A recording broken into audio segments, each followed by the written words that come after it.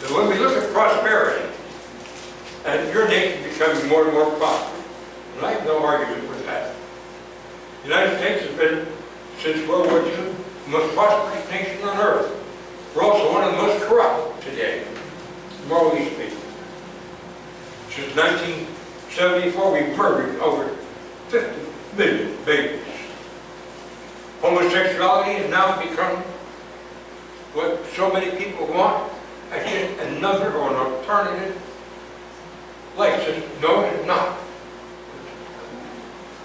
Abomination before God. And these two violations by themselves, if nothing else happens, are going to destroy the nation I served for 28 years. 5 overseas tours and 2 combats. And that distresses me greatly, but I can't stop it.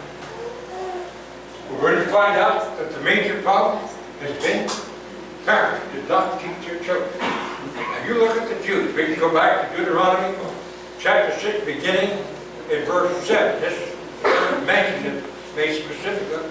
Parents are given the responsibility of teaching children. We can all the way down to Deuteronomy 13. We can find the instruction, the admonition given several different times in several different ways, reinforced. So then we fast forward to the time of Christ. Why did not the Pharisees, the Sadducees, the lawyers, the scribes, why did they not recognize the Messiah?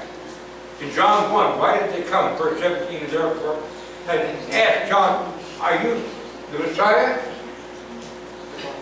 Why did they not know?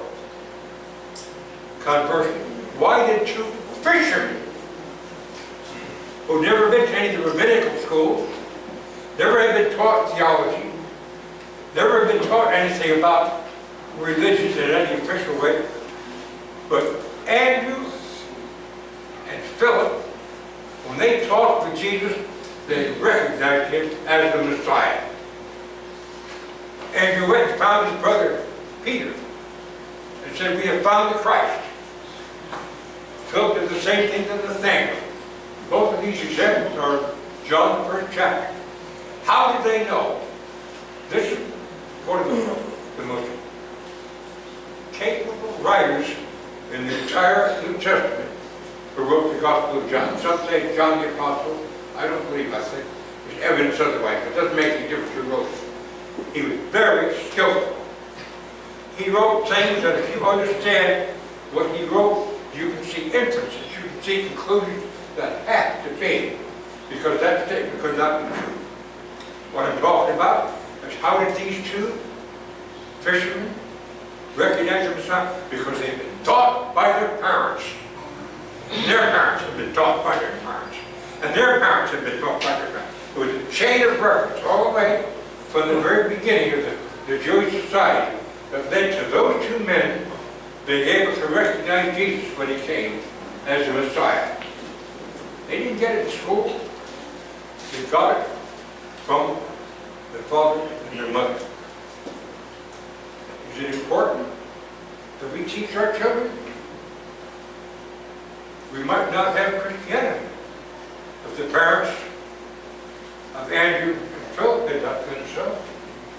Or we might have it in a more difficult form, or might have been more difficult to produce. Of course, God would have seen to it, I understand that. But my point is, God provided the method. Now here in your country, you've got a real problem. Most parents don't recognize it. And that's the Roman Catholic Church. 86% Roman Catholic. The schools are infested with Roman Catholic theology. The teachers, whether they intend to do so or not, they lean in the direction of Catholicism.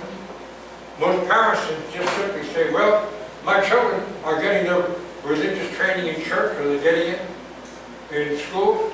We say the same thing in the U.S., although it's not Catholicism so much, it's something else. It's parental neglect when we do not take care of training our own children. Now we can look at Proverbs 23 and verse 6, one of the ones I got listed here, 22 and verse 6. Train up a child ways to go when he's old to let the cross. But there it is. The Lord said to do it.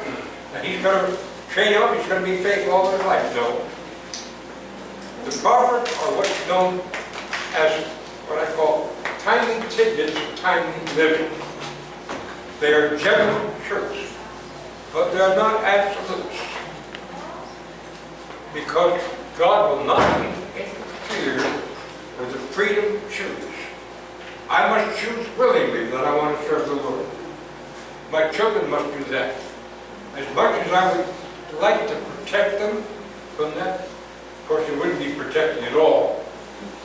If I made the decision for them, there would be no freedom of choice here. How many times have we seen children that we've raised up, and we thought, you know, they were baptized when they're 12 or 13 years old, and all that time they're living at home, wow, they're really good Christians. They turn 18, leave home, in 3 or 4 years they've left the church. Why? Did we teach them? Yeah. But whose fault is it? They made